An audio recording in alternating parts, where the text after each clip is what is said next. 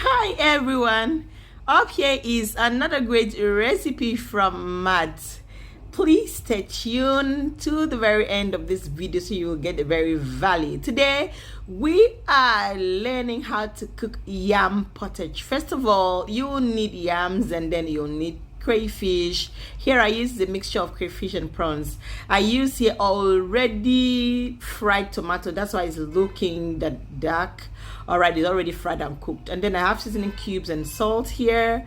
All right, and then I also have this jollof rice mix, a mixture of onion, tatashi, and shombo. All right, and then I have scotch bonnet. So the quantity you add depends on the amount of hotness you can tolerate. And then I have onion here, and then I also have some palm oil. Some people prefer to use vegetable oil, but I think I always prefer palm oil, but you can use any of them that you prefer. All right, so first of all, I'm going to cut the onion into blendable sizes. Right, yes, I'm actually blending the onion with the prawns you saw earlier. So I'm putting both of them in the blender to do the work. Right, so let me use this opportunity and give a big shout out to Samuel Inyang, watching all the way from Abuja, Nigeria. I'm glad you love the recipes. Please, everyone watching, let me know where you're watching me from so I can give you a shout out.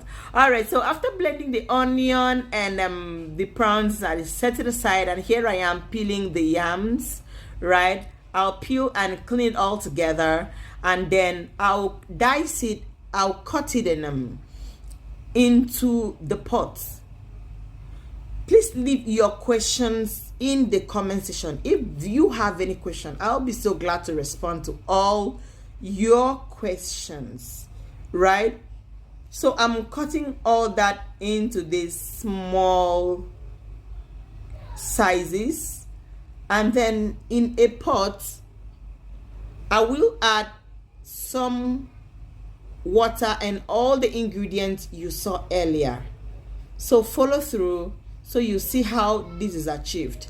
And then the best way to achieve a perfect yam pottage is actually adding not too much water, but just enough water to cook the yam. All right, just enough water to cook the yam, but don't let it be too much. You can always add water if it is not enough. Okay, that is to make sure that your yam pottage doesn't come out so watery.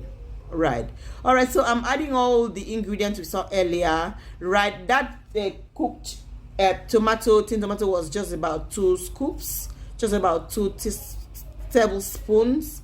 Right, and then I added just 2 cubes, seasoning cubes, and then I added just 1 tablespoon of salt.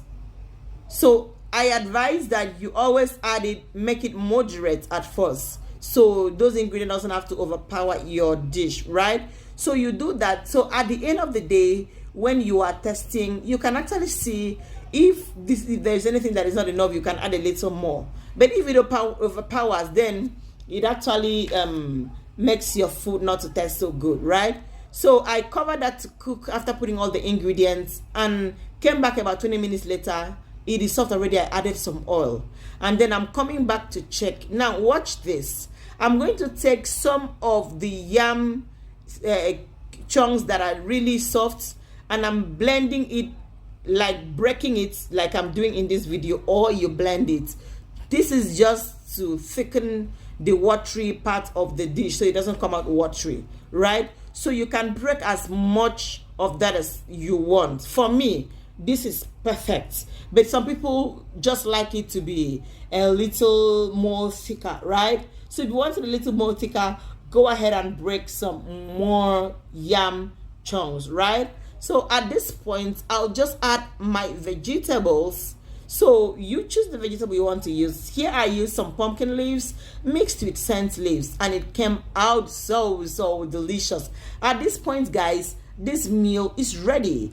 Just mix it and scoop it into a plate and serve with any protein of your choice. It's so perfect both for lunch and dinner as well. Look at that yam pottage. Now, let me tell you, I actually won a trophy in my college days because I did a competition which I came out first. And this was the dish that gave me that trophy. I called it yam pottage. Don't ever forget that. It's not yam porridge, it is yam pottage. All right, thank you so much for watching.